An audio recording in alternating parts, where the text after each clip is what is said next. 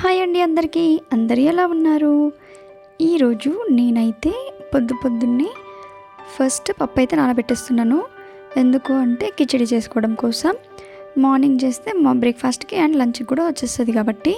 దీంట్లోకి ఒకటే పప్పు అంటే పెసరపప్పు ఒకటే కాకుండా నేనైతే నా దగ్గర ఉన్న పప్పులన్నీ వేసేస్తాను. టేస్ట్ అయితే సూపర్ ఉంటుంది. అయితే ఫస్ట్ నేను పెసరపప్పు, శనగపప్పు, కందిపప్పు అండ్ ఎర్రపప్పు ఉంటుంది కదా, ఇవన్నీ తీసుకుంటాను. వీటిని నేనైతే నానబెట్టేస్తాను అనమాట. అంటే వాష్ చేసేసి నానబెట్టేస్తా ఒక 2-3 అవర్స్ అట్లా. మెజర్మెంట్ అయితే ఏం లేదు, అందాజతోనే వేసేస్తా. కాకపోతే పెసరపప్పు అనేది కొంచెం ఎక్కువ క్వాంటిటీ ఉండేటట్టు చూసుకుంటాను అనమాట. పప్పు వేసేటప్పుడు బ్లాక్ కలర్లో కనిపించినాయి కదా, అవి ఏంటివంటే లవంగాలు అనమాట. లవంగాలు పప్పులలో ఇంకా మన దగ్గర ఉన్న గ్రాసరీస్ ఏ దాంట్లో అయినా సరే వేసి పెట్టుకుంటే పురుగు అనేది పట్టదు. దీంట్లోకి వెజిటేబుల్స్ అయితే మనకు నచ్చినవి ఏవైనా సరే వేసుకోవచ్చు. కిచెన్లో ఎక్కువసేపు ఉండకుండా ఫాస్ట్గా వంట అయిపోవాలి అనుకునే వాళ్ళకి ఇదైతే బెస్ట్ రెసిపీ అనమాట. ఎందుకంటే చాలా క్విక్గా అయిపోతుంది. పప్పునైతే నేను ఒక 2 అవర్స్ ఆర్ 3 అవర్స్ నానబెడతాను కదా. రైస్ నానబెట్టాల్సిన పని లేదు, డైరెక్ట్ వండుకునేటప్పుడే వాష్ చేసుకుంటే సరిపోతుంది.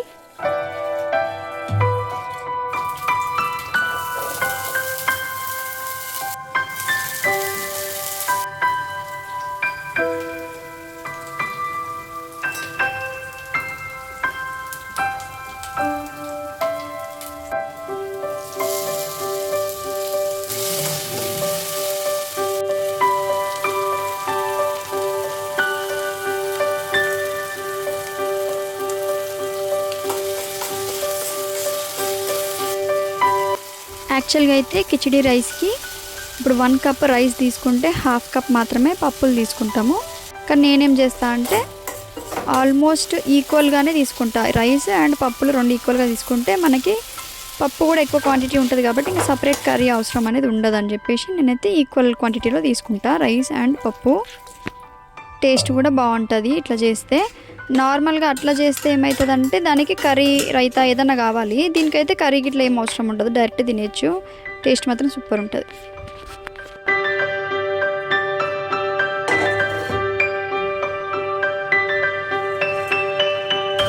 కంప్లీట్ అయిన తర్వాత లాస్ట్కి కొంచెం కొత్తిమీర అండ్ కొంచెం మిరియాల పొడి, పెప్పర్ పౌడర్ అది వేస్తున్నాను అనమాట. అది వేయకుండా ఏం కాదు, కానీ నాకు కొంచెం జలుబు అయింది, ఇంకా తగ్గిపోతుంది కదా అన్నట్టు రైస్లోనే కలిపేస్తున్నా.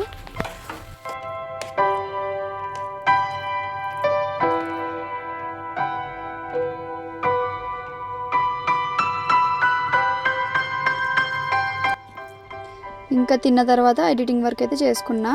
ఇంకా వెంటనే వర్షం అనేది స్టార్ట్ అయింది. చాలా ఎక్కువగా వచ్చేసింది వర్షం, ఒకటేసారి ఫుల్గా వచ్చేసింది. ఇంకా ఉతికిన బట్టలు అయితే బయట ఆరేసి ఉన్నాయి కదా, అవి అయితే తీద్దాం అన్నట్టు ఇంకా వెళ్ళిన అనమాట. వర్షంకి బట్టలు అయితే ఏం తడవవు, ఎందుకంటే పైన రూఫ్ అనేది అడ్డుగా ఉంటుంది కాబట్టి ఏం తడవవు అనమాట. ఇది గల్లీలా ఉంటుంది కదా, అందుకే ఏం తడవవు. కాకపోతే ఇట్లా స్లాంటింగ్లా చల్లు కొట్టినట్టు పడితే వర్షం తడుస్తాయేమో అన్నట్టు ఇంకా తీసేసిన, ఎందుకంటే చాలా ఎక్కువ పడుతుంది వర్షము.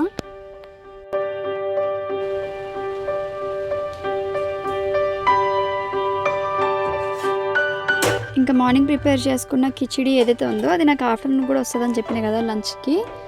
అయితే అది చల్లగారిన తర్వాత ఏమవుతుందంటే ఇంకో ఇట్లా గట్టిగా అవుతుంది అన్నట్టు, ఎందుకంటే పప్పులు కూడా ఈక్వల్ క్వాంటిటీలో వేసినాం కదా రైస్ తోటి ఈక్వల్గా, అందుకని ఇట్లా కొంచెం గట్టిగా అవుతుంది, కొంచెం లైట్గా డ్రై అయినట్టు అవుతుంది.